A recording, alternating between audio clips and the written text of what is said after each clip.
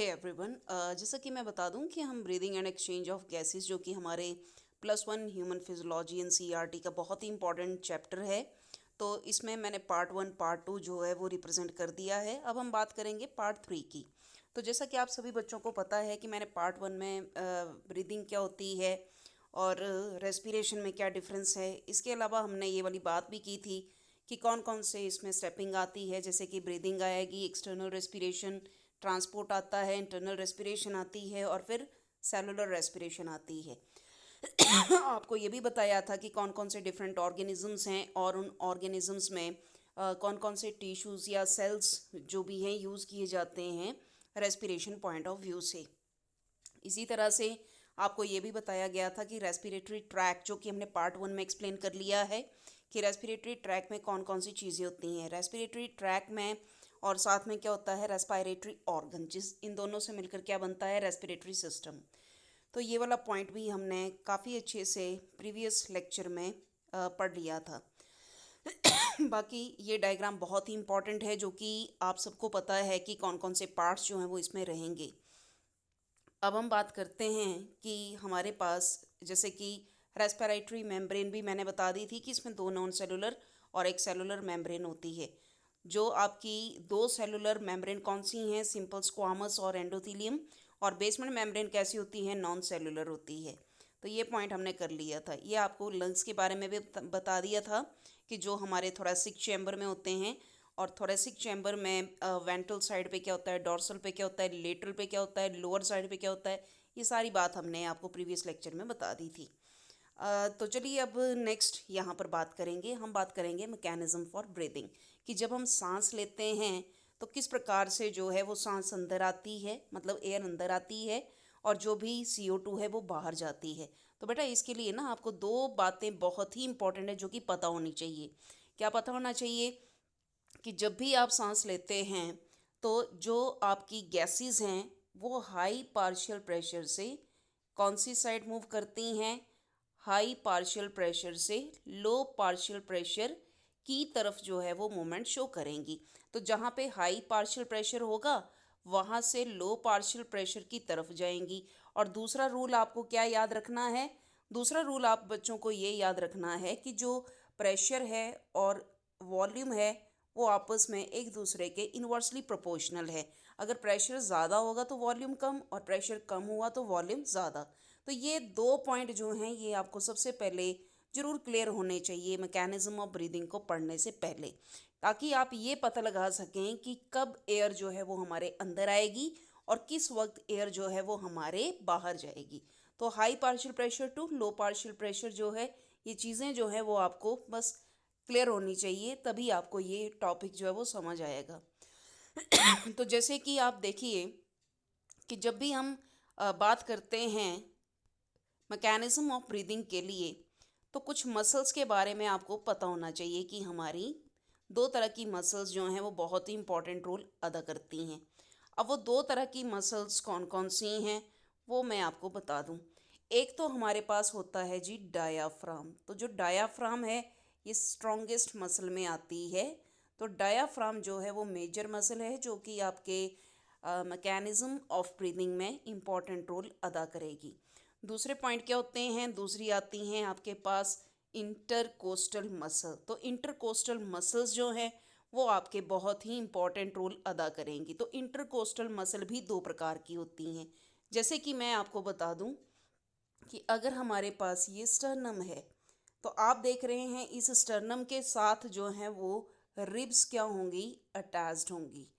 तो रिब्स क्या होंगी, यहाँ पर अटैच्ड होंगी। ये हमारा डायाफ्राम है और ये क्या आएगी, थोरेसिक कैविटी आएगी।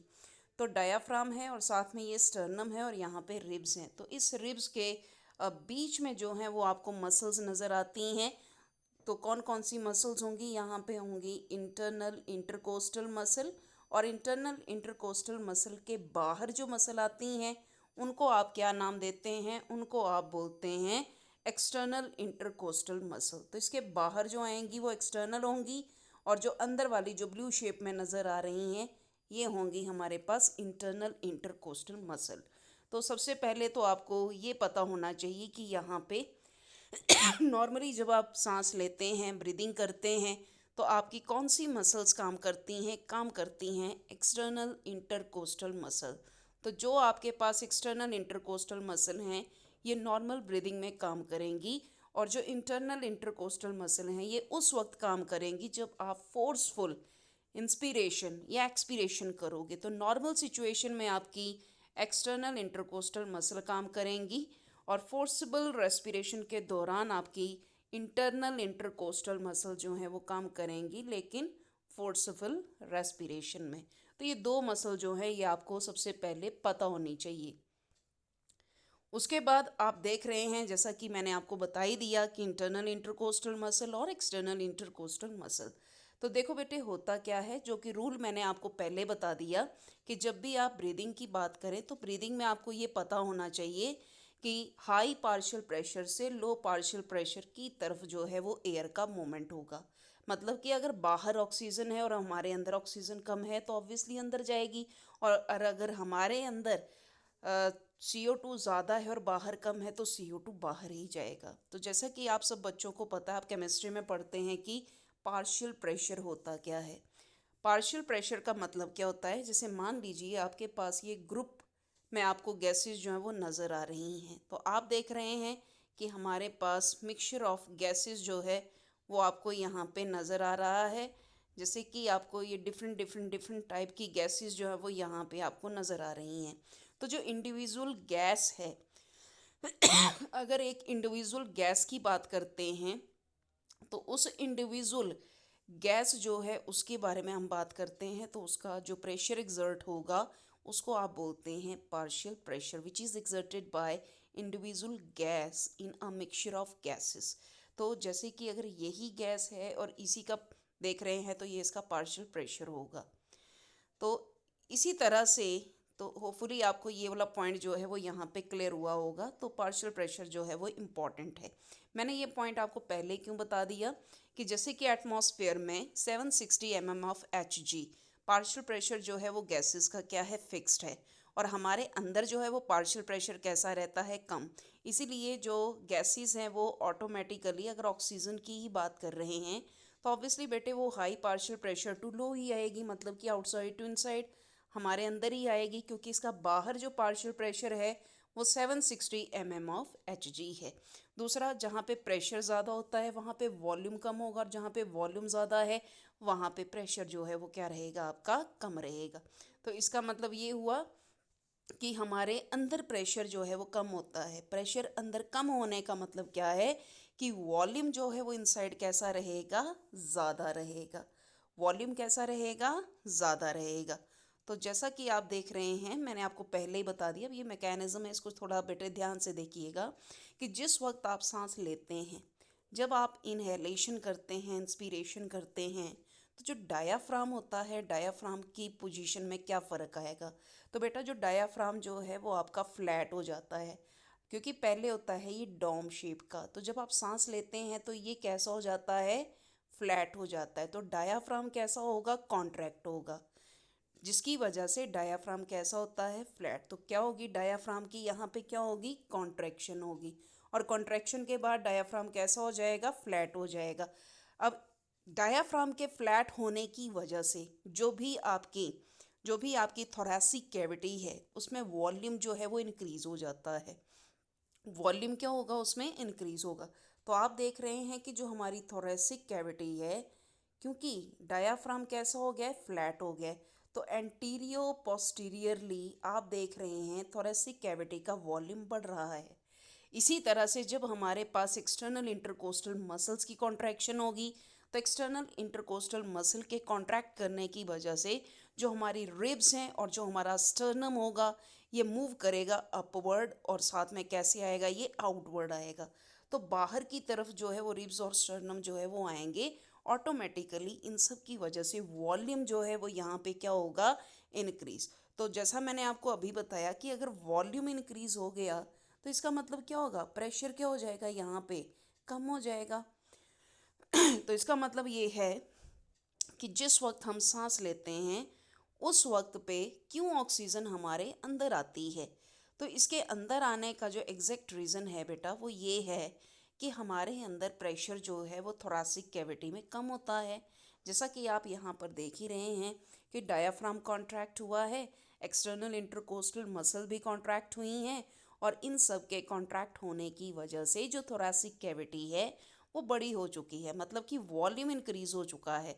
तो अगर इसमें ये आप देख रहे हैं वॉल्यूम इंक्रीज़ हुआ है तो प्रेशर क्या होगा यहाँ पे डिक्रीज़, और ऑटोमेटिकली अगर प्रेशर यहाँ पे कम है तो जो भी ऑक्सीजन है वो हाई पार्शियल प्रेशर से लो पार्शियल प्रेशर की तरफ आएगी, मतलब कि एटमॉस्फेयर से ये कहाँ पर एंटर करेगी, हमारे थोरैसिक कैविटी में आएगी।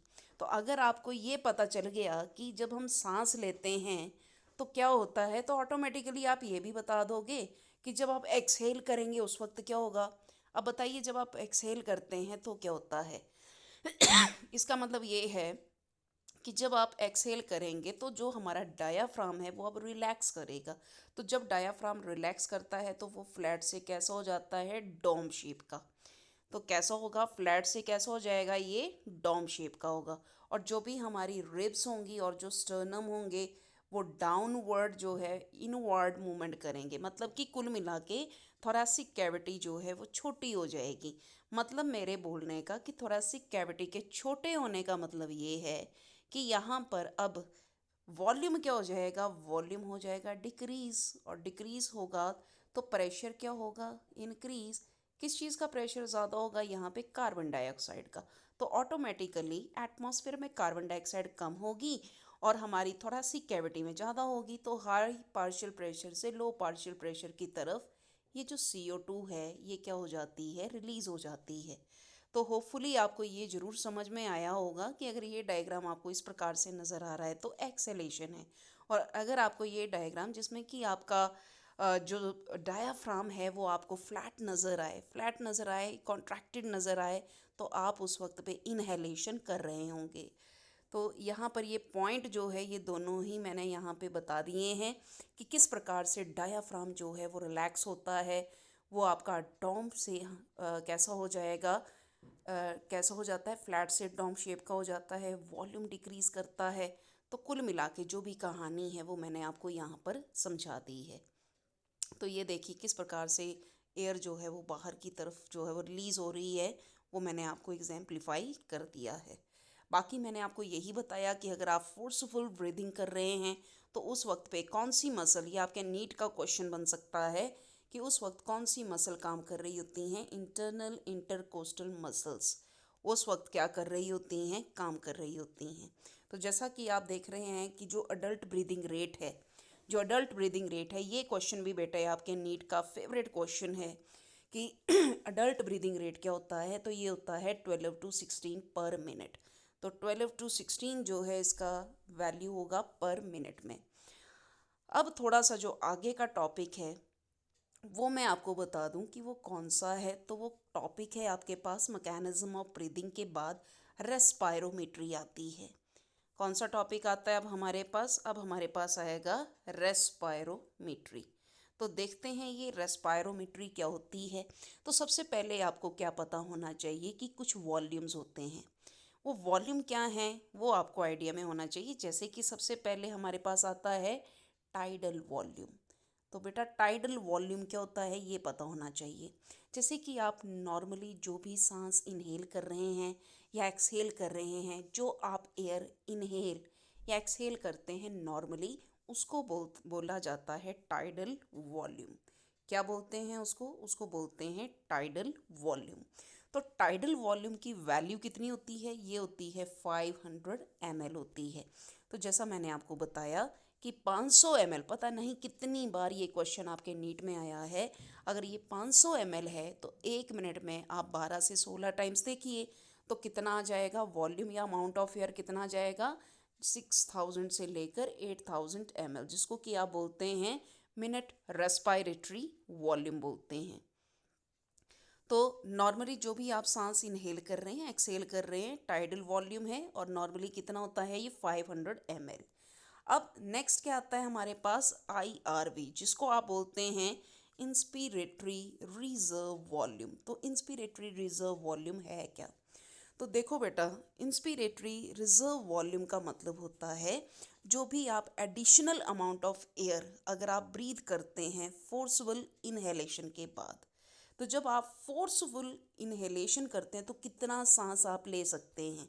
फोर्सफुल इनहेलेशन करने जैसे कि आप ऐसा करके देखिए तो क्या होगा, ये आएगा आपके पास फोर्सफुल इनहेलेशन। तो इसकी वैल्यू जो है वो 2500 से 3000 ml की होती है। कितनी होती है?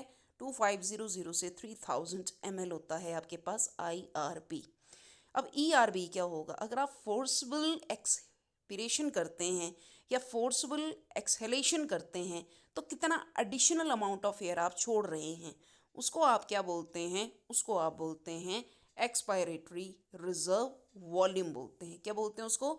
Expiratory reserve volume. जो कि आप एडिशनल एयर जो है वो एक्सहेल कर रहे हैं, वो भी कैसे? फोर्सबल एक्सहेलेशन के बाद। ठीक है जी। तो आप फोर्सफुल एक्सहेलेशन, जैसे कि आपने एक नॉर्मल सांस ली और उसके बाद कितना फोर्सफुल एक्सहेल किया, उसको आप क्या बोलते हैं? ERV। तो देखो ERV की वैल्यू कितनी आती है? ये आती है 1000 से लेकर 1100 ml का आता है। कितना आता है? 1000 से लेकर 1100 ml का होता है। तो आप यहाँ पर देख ही रहे हैं कि टाइडल वॉल्यूम, देखिए ये डायग्राम इतना बढ़िया से यहाँ पर दिया हुआ है, आप इस डायग्राम से समझ सकते हैं काफ़ी चीज़ों को। मैं थोड़ा सा इस डायग्राम को लेकर आऊँ। देखो, जैसे कि मैंने आपको बताया कि आप नॉर्मली कितना इनहेल कर रहे हैं, एक्सहेल कर रहे हैं, इनहेल कर रहे हैं, एक्सहेल कर रहे हैं। भाई इसको तो बोला जाता है क्या? इसको बोलते हैं टाइडल वॉल्यूम, जो कि 500 ml है। जैसे कि आपने इनहेल किया, इनहेल करने के बाद आप कितना एडिशनल इनहेलेशन कर रहे हैं, तो इसको आप क्या बोलते हैं? इसको आप बोलते हैं IRV। तो IRV मैंने बताया 2500 से 3000 होता है। अब देखिए यहाँ पे नॉर्मल आपने एक्सहेल किया, आप फोर्सफुली कितना एक्सहेल कर सकते हैं, उसको बोलते हैं ERV, जिसका वैल्यू 1000 टू 1100 है। अब उसके बाद होता है एक हमारे पास रेजिडुअल वॉल्यूम। तो बेटा एक बात का मैं बता दूं आपको कि अगर हम फोर्सफुल एक्सहेल कर भी देते हैं, अगर हम फोर्सफुली सांस छोड़ भी देते हैं, उसके बाद भी हमारे लंग्स में कुछ अमाउंट जो है वो एयर का बच ही जाता है। अदरवाइज अगर नहीं बचेगा तब तो हमारे लंग्स वही कलैप्स कर जाएंगे। तो उस बचे हुए वॉल्यूम को क्या बोलते हैं? Residual volume. क्या बोलते हैं? Residual volume. तो रेजिडुअल वॉल्यूम जो है वो 1100 से 1200 ml का होता है। कितना होता है? 1100 से 1200 ml का क्या होता है? RV, residual volume. तो ये आपको वॉल्यूम जो है वो पता होने चाहिए, क्योंकि आपको रेस्पिरेटरी वॉल्यूम अगर पता नहीं है तो काफ़ी समस्या का सामना जो है वो आपको करने पड़ सकता है। उसके बाद देखिए, अगर आपको ये वॉल्यूम समझ आ गए हैं तो आप कैपेसिटीज़, रेस्पिरेटरी कैपेसिटीज़ को भी बड़े आराम से समझ लोगे कि रेस्पिरेटरी कैपेसिटीज़ जो हैं वो क्या होती हैं। बस इन वॉल्यूम्स को आपने एडिशन करना है। वॉल्यूम को क्या करना है? एडिशन करना है। तो अगर आप एडिशन कर गए तो आपको रेस्पिरेटरी कैपेसिटीज़ भी नज़र आ जाएंगी। देखो कैसे, जैसे कि रेस्पिरेटरी वॉल्यूम जो है वो अलग अलग होते हैं। जो एथलेटिक्स हैं या एथलीट हैं उनमें अलग वैल्यू होती है, और जो एक नॉर्मल पर्सन है उसमें वैल्यू अलग होती है। तो मैं आपको तो जैसा कि मैं आपको बच्चों यहाँ पे बता दूँ कि जो डिवाइस हम इसके लिए यूज़ करते हैं, उस डिवाइस को हम क्या बोलते हैं? स्पायरोमीटर। क्या बोलते हैं? स्पायरोमीटर बोलते हैं। तो एक बात का ध्यान देना कि हम सभी प्रकार की वॉल्यूम्स को मेज़र कर सकते हैं। ये क्वेश्चन भी आपके नीट का है, चाहे टाइडल वॉल्यूम है, चाहे IRV है, चाहे ERV है। तो लेकिन हम इसमें जो रेजिडुअल वॉल्यूम होता है, उस रेजिडुअल वॉल्यूम को हम मेज़र नहीं कर सकते। सो डिवाइस जो है स्पायरोमीटर से वाकई के वॉल्यूम तो आ जाते हैं, लेकिन रेजिडुअल वॉल्यूम जो है बेटा वो आप मेज़र नहीं कर सकते हैं। ये आपके नीट का इम्पॉर्टेंट पॉइंट है। इसी तरह से अब हम बात कर रहे हैं कैपेसिटीज़ के लिए। तो सबसे पहले बात करेंगे कि इंस्पायरेटरी कैपेसिटी क्या होती है। इंस्पायरेटरी कैपेसिटी जो है उसको आप क्या बोलते हैं? तो सिंपल सी बात है, कितनी लंबी सांस आप ले सकते हैं। आप कितनी लंबी सांस ले सकते हैं नॉर्मल सांस छोड़ने के बाद? कितना लंबा सांस, जैसे कि जैसे मैंने नॉर्मल सांस छोड़ दिया, अब लंबा सांस लीजिए। इसको आप क्या बोल लेंगे? इसको आप बोल लेंगे आई इंस्पायरेटरी कैपेसिटी। तो इंस्पायरेटरी कैपेसिटी जो है वो टाइडल वॉल्यूम प्लस IRV होता है। टाइडल वॉल्यूम प्लस IRV होता है। तो क्या बताया मैंने? टाइडल वॉल्यूम कितना बताया? 500। कितना बताया? 500। और IRV कितना बताया? 2500 से 3000।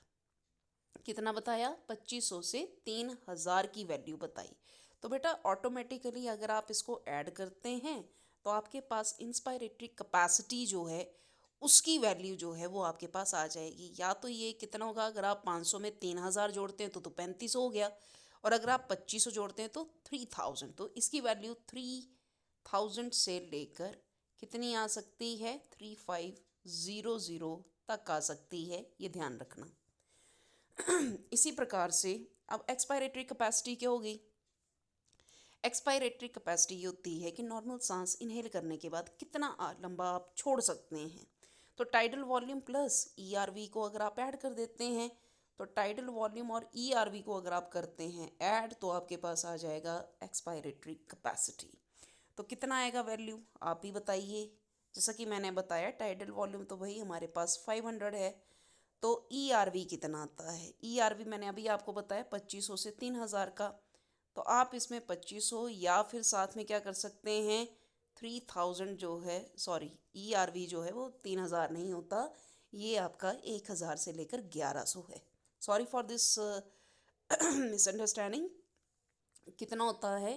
टाइडल वॉल्यूम होता है बेटा आपके 500, लेकिन साथ में 1000 से लेकर 1100 ml तक क्या होता है आपका? ERV। तो ऑब्वियसली 1500 या तो 1500 आ जाएगा, या तो आपके पास कितना हो जाएगा? 1600 ml आ जाएगा। अब उसके बाद आता है हमारे पास फंक्शनल रेजिडुअल कैपेसिटी FRC। तो वॉल्यूम ऑफ एयर जो कि आपका लंग्स में रहता है नॉर्मल एक्सपीरेशन करने के बाद, उसको आप क्या बोलते हैं? उसको आप बोलते हैं FRC। तो FRC में किस चीज़ का आप एडिशन करोगे? FRC में बेटा आपने एडिशन करना है एक्सपीरेटरी रिजर्व वॉल्यूम और साथ में रेजिडुअल वॉल्यूम का। तो जैसा कि मैंने आपको बता ही दिया कि ERV की वैल्यू कितनी होती है? 1000 से 1100। और रेजिडुअल वॉल्यूम जो है वो भी आपको पता है कि वो 1200 ml तक होता है। आप इन दोनों को ऐड कर दो तो आपके पास वैल्यू जो है वो आ जाएगी। तो आप प्लीज़ मुझे कमेंट सेक्शन में लिख के बताएं कि FRC फंक्शनल रेजिडुअल कैपेसिटी जो है वो कितना आएगा आपके पास। चलिए नेक्स्ट हम बात करेंगे वाइटल कैपेसिटी, और एक आता है टोटल लंग कैपेसिटी। अब वाइटल कैपेसिटी ऑफ लंग जो है वो क्या होती है? भाई आपने वाइटल कैपेसिटी ऑफ लंग में आपने क्या करना है? द मैक्सिमम वॉल्यूम, पहले डेफिनेशन पे जाइए। The maximum volume of air a person can breathe in और after a force expiration, total amount of air a person can exhale after forcible inhalation.